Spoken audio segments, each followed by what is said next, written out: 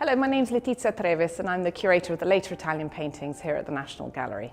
In the next 10 minutes, I'm going to tell you a little bit about the artist who painted this picture, the 18th century Venetian painter Giambattista Tiepolo, who was probably the most brilliant decorator of his age. I'm also going to unpick the subject of this picture, tell you who the characters are and what's going on, and I'm also going to tell you why this enormous canvas is such an odd shape.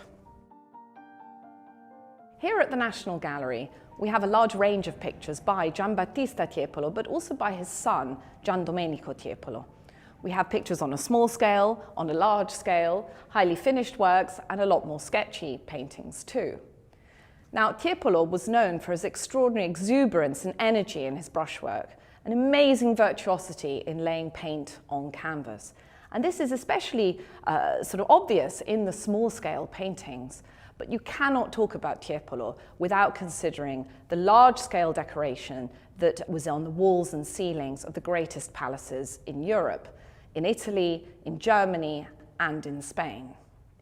The decoration of these palaces would often have taken place directly on the walls, in fresco, that is, painting directly onto the wet plaster.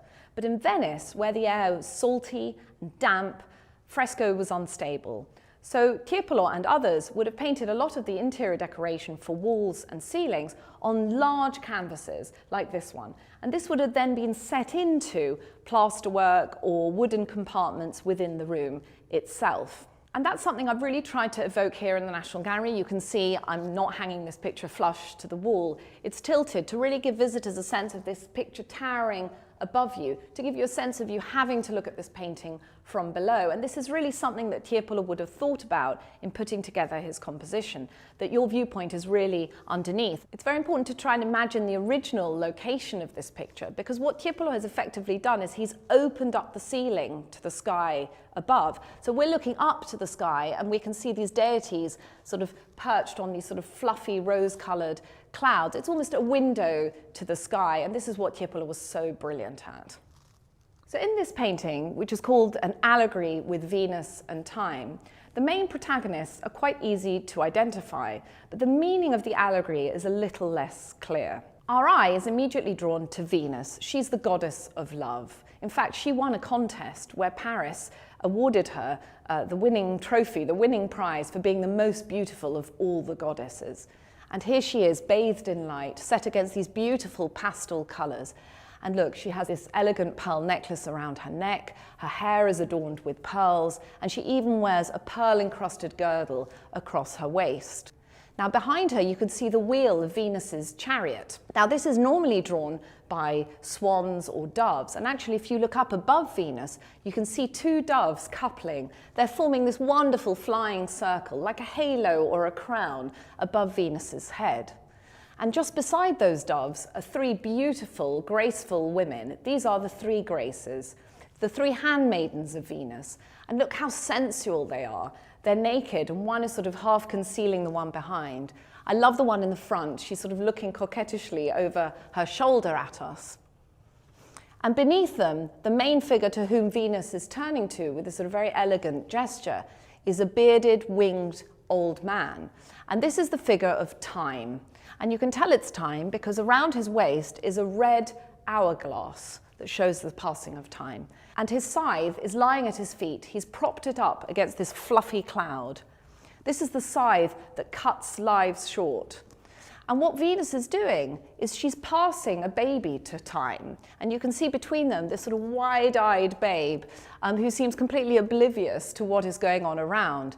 And this baby is self-soothing. It's sucking its finger and it's looking out directly at us. Giambattista's son Giandomenico engraved this composition shortly after it was painted, and he called the painting Il parto di Venere, parto meaning childbirth in Italian. So this is Venus's son, this baby, but it can't be Cupid. Cupid is in fact most probably this little winged putto at the feet of Time, and we think that because he's also holding the quiver full of arrows that are Cupid's emblem. So who is this baby? He doesn't have wings, he doesn't seem to be a god. In fact, he's a mortal. This is probably Aeneas. And the reason Father Time has put his scythe down is that this is not the moment to cut this little boy's life short. In fact, Aeneas is destined for immortality. Now, Giandomenico's engraving of this composition also, luckily for us, told us where this picture once hung. And it was in the Casa Contarini, or the Contarini Palace. Now, the Contarini were one of the oldest and most established families in Venice. No less than 8 Contarini served as doge in Venice, that is the kind of ruler of Venice. And the Contarini dynasty also claimed to have its roots in Roman antiquity. And so it would have made sense to have Aeneas, the founder of Rome, on your ceiling. A ceiling like this might have been commissioned for their palazzo, perhaps to commemorate the birth of a son, a Contarini heir, or even on the occasion of a marriage, wishing for a prosperous union between the couple. And Venus, interestingly, was not just the goddess of love, she was also the goddess of fertility and prosperity. It's very important in looking at pictures that would have once adorned the interiors of these great palaces to remember that these paintings didn't just serve a decorative function, they also served a very important social and political function. Now, for Tiepolo to produce such a complex iconographical painting, but also a picture on such a vast scale, he would have produced a large number of preparatory drawings and sketches, both for individual figures, but also to work out his composition. Now, Tiepolo was a very prolific draftsman, and drawing really gave free rein to his imagination. And although no sheets that are directly related to this picture exist today, there is a drawing of this subject in the Metropolitan Museum of Art in New York, where Venus is more central and has her arm around Father Time, and it may be a sort of first idea for this composition. Now, the next stage in his sort of preparation for a work like this, Tiepolo would have painted small-scale sketches or bozzetti, like the ones you see behind me by his son. And then these would have often been worked up into a slightly more finished state as a modello, as a sort of presentation piece to show to the patron and get approval before scaling it up on his final work. And all these stages in preparation were really to work out the composition. As you can see, Tiepolo hasn't cluttered the composition in this painting. You haven't got all the figures in the center. Your eye is naturally led around the canvas. And you're first drawn, of course, to Venus, who's the main figure. She's sort of pale-skinned and she's bathed in light. And then her gesture leading you down to Father Time, and you notice the little baby in the middle. And there's no doubt these are the main protagonists of the painting. Now, Tiepolo loved to paint. He loved paint and color.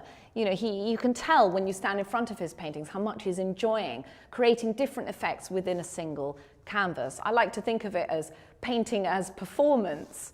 And look, for example, at the white drapery over Venus's legs. Look how thickly painted it is. We call this impasto.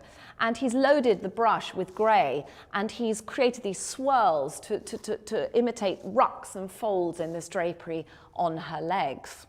And there's such a kind of energy and exuberance in the way he applies paint. And it really gives the picture this kind of very lively effect, the picture surface, but also the figures within it. Look, for example, at the squiggles in the hair and the beard of Father Time. You really get a sense of the kind of fluffiness of them. And that's really evoked with a brush with some dark paint and then some light paint too. Or look at perhaps at the urn, it looks like an urn, which is held in the crook of Venus's arm. Just with a few marks of paint, he creates this kind of grotesque mask, an ornamental face, and just with a splash of white, the highlight on the urn. There's such a kind of confidence in the way he applies the paint. And in this, I think he really is unparalleled in the 18th century.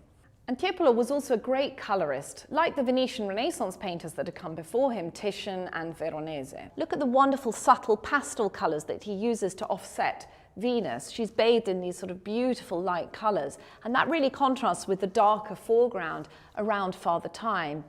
Look at those flecks of blue feathers and the flecks of red also in his wings that tie in beautifully with the blue drapery wrapped around his legs, and of course the red hourglass and the red quiver full of arrows in the foreground. Like many paintings here at the National Gallery, this picture has been on a journey until it got here. It was in the Contarini Palace probably until the mid-19th century, until the contents of the palace were sold, and the painting was bought by a millionaire collector and banker and brought to his house here in London. It was called Bute House in South Audley Street in Mayfair. And there it remained. In the 1920s, that building was bought by the Egyptian government and became the Egyptian Embassy. So this painting hung on the ceiling of the main drawing room in the Egyptian Embassy until 1969. And in that year, the National Gallery were able to acquire this work. And it was an exceptional thing for us to buy. You know, it's so rare to find pictures on this scale that once formed part of an interior decoration by Tiepolo, find these sort of things on the market. And the Times newspaper at the time called it a shrewd bargain on the part of the National Gallery. If you want to learn more about art history, click here or here. Thank you for watching. We'll see you next time.